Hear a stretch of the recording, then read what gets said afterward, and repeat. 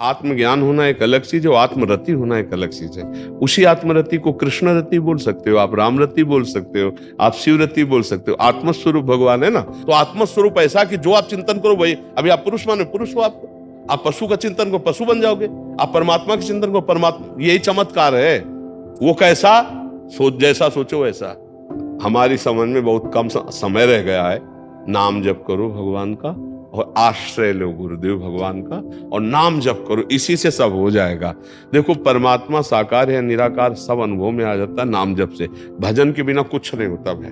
अब अभी छोटी भी साधना नहीं हुई और बातें बड़ी बड़ी होती हैं तो उससे लाभ नहीं मिल पाता। हमें लगता है अगर बात ना की जाए, साधना की जाए तो वो बात आ जाएगी जो आनी चाहिए बात। शालिनी गुप्ता जी।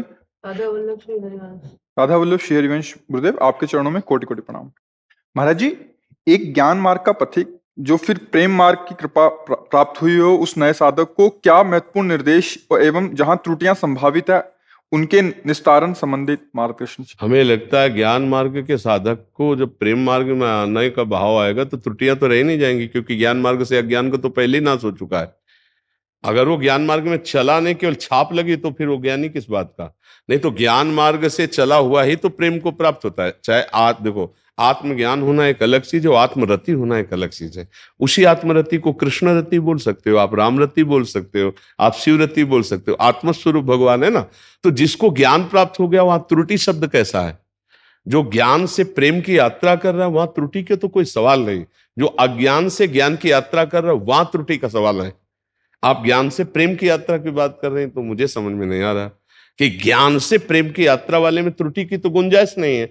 अज्ञान से ज्ञान की यात्रा की तरफ चलने में त्रुटि हो सकती है, क्योंकि अभी हम अज्ञान से युक्त हैं, ज्ञान प्राप्त करना चाहते हैं तो पूर्वाभ्यास व हमसे त्रुटि हुई। लेकिन जिसे ज्ञान प्राप्त हो गया है और ज्ञान से प्रेम की तरफ जा रहा है वो तो बहुत ऊंचाई पर है, वहां त्रुटियों का तो कोई स्पर्श ही नहीं है।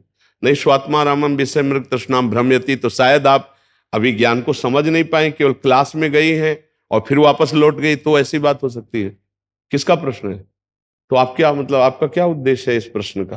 उद्देश्य ये है कि मैंने कल ही जो है दीक्षा के लिए कहा था, तो अब मैं इस मार्ग पर बढ़ रही हूँ तो नहीं तो आपको ज्ञान प्राप्त हो गया है क्या? आपने कहा ज्ञान मार्ग से। जैसे मैं जो हूँ, मैंने पहले भी यहाँ कहा था, मैं अष्टांग योग पद्धति से निराकार उसमें उपासक रही। कितनी देर पद्मासन बैठ लेते हैं? इसमें मूल तो यही है, या तो सिद्धासन लगे या पद्मासन लगे। भाई देखो, जब अष्टांग योग शब्द आता है तो फिर आसन प्राणायाम प्रत्याहार आदि की बहुत बड़ी आवश्यकता होती है। और निराकार परमात्मा तत्व की स्थिति के लिए पहले आकारों का त्याग होता है, आकारों के चिंतन का त्याग। हम यही कहते हैं कि पहले समझने की चेष्टा की जाए तभी बात बनेगी। अब ऐसे निराकार उपासना को व्यक्त किया जाता है कि साकार का एकदम खंडन कर दिया जाता है, और साकार का खंडन होने के बाद आधार कोई है नहीं चिंतन का, वो भ्रष्ट पुरुष हो जाता है। निराकार की प्राप्ति बहुत कठिन है। देखो हमारे गुरु साकार रूप में होते हैं, उनके वचन साकार रूप में होते हैं, हमारा प्रणिपातेन प्रश्नया साकार रूप में होता है, तो हम खंडन नहीं कर सकते। हम साकार में फंसे हैं तो साकार से ही हम निराकार का अनुभव करते, क्योंकि हम सबका स्वरूप निराकार है, हमारा कोई रूप आकार नहीं है। हम जिस आकार को अपना माना है उसी में रमण कर रहे हैं, और अगर हम सब आकार छोड़ दें तो जो हमारा स्वरूप है वो आकार रहित ही है। अब जो आकार मानते, जैसे हम भक्ति में सखा मान लिया, हमने अपने को गोपी मान लिया, जो मान लिया, तो आत्मस्वरूप ऐसा कि जो आप चिंतन करो वही। अभी आप पुरुष माने पुरुष हो, आप पशु का चिंतन करो पशु बन जाओगे, आप परमात्मा के चिंतन करो परमात्मा। यही चमत्कार है। वो कैसा जैसा सोचो वैसा। कोई सोच नहीं तो फिर वो आकार रहित है। जैसा आकार करो वैसा, और आप कोई आकार चिंतन में नहीं तो वो है ही है। वो है, वो है, ये है कैसा तुम सोच रहे हो जैसा। वो स्त्री है, वो पुरुष है, जड़ है, वो चैतन्य है, वो हर दृश्य में है। नहीं ऐसा नहीं तो फिर है कैसा आप चाहते हो वैसा ही है। वो निराकार भी है, वो साकार भी है, वो जड़ भी है, वो चैतन्य भी, न जड़ है न चैतन्य है, वो सब कुछ है और वो कुछ नहीं है। बुद्धि बड़े बड़े ज्ञानियों की लड़खड़ा करके गिर जाती है, तब गुरु चरणों से बोध होता है। अब मैया है कैसे उसको समझा, कह रही अष्टांग योग से निराकार की उपासना कर रही थी। तो हमारी समझ में बहुत कम समय रह गया है। नाम जप करो भगवान का और आश्रय लो गुरुदेव भगवान का और नाम जप करो, इसी से सब हो जाएगा। देखो परमात्मा साकार है निराकार सब अनुभव में आ जाता है नाम जप से। भजन के बिना कुछ नहीं होता भाई। वेदांत पढ़ लो, नामात्मा प्रवचने न लभ्या न मेधया न बहुना श्रुतेन। जब तक प्रणव का निरंतर चिंतन नहीं होगा तब तक बात नहीं मिलेगी ज्ञान मार्ग के।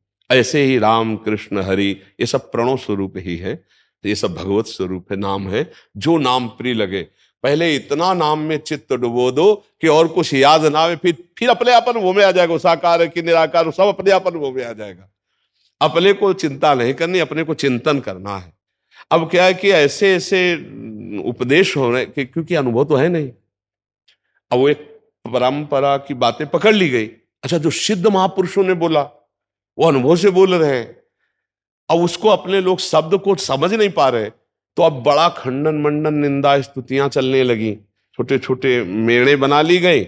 और जबकि ये बहुत अपार समुद्र है, ये किसी मेड़ में आने वाला है, कोई सरोवर नहीं है हाँ कि गंदा हो जाए। ये अपार समुद्र है ज्ञान। अब उसी को समझाने के लिए गुरुजनों की शरण में जाया जाता है। आजकल ऐसे अब उपदेश होने लगे हैं कि जीव का जिससे निस्तार होता है उसी से वंचित कर दिया गया। अब मान लो बता दिया गया, अब योग्यता के अनुसार आरत अधिकारी जब पावे गूढ़ तत्व न साधु दुराए। अब जहां से कल्याण होना है वो बातें कट गई है। अब वो स्थिति नहीं तो सच्ची माने वो है, बस हम आगे नहीं पीछे नहीं कुछ नहीं, वो है। अब यही जो जान ले तो बस सारी बात बल जाती है। भगवान की बड़ी कृपा हम ये मानते हैं कि विश्वनाथ जी की ऐसे ऐसे घुमा के लाए ना, तो इसलिए कहीं भी कोई मतलब प्रश्नवाचक चिन्ह नहीं रहता। भगवान विश्वनाथ बोध प्रदान करने वाले जगत गुरु हैं। तो बचपन से क्या नैष्ठिक ब्रह्मचर्य गायत्री अनुष्ठान महावाक्य ऐसे घुमा के लाए ना, तो अब जब तभी हम कहा ज्ञान से प्रेम की तरफ, तो फिर वो तो ऊंचाई वाली यात्रा, वहां त्रुटि का तो कोई सवाल ही नहीं रहता है। तो इसलिए हम कभी कभी जैसे ऐसे प्रश्न होते हैं ना, तो सोचते हैं अच्छा किया कि महादेव अपनी नगरी से घुमा के लाए। अगर हमको डायरेक्ट इसी मार्ग में ले आते तो उधर के प्रश्न को हम न समझ पाते।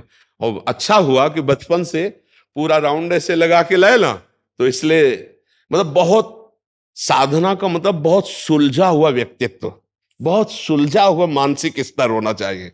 और वो तभी हमें कहीं फंसने नहीं देगा, हमें उस तत्व में स्थित रखेगा।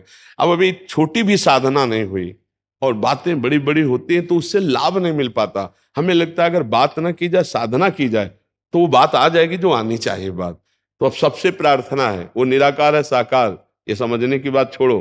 नाम जप करो, अच्छे आचरण करो, पवित्र भोजन करो, दूसरों को सुख प्रदान करने की भावना करो, यही से साधना प्रारंभ हो जाएगी। यहीं से साधना प्रारंभ हो जाएगी, यहीं से कृपा का अनुभव होने लगेगा।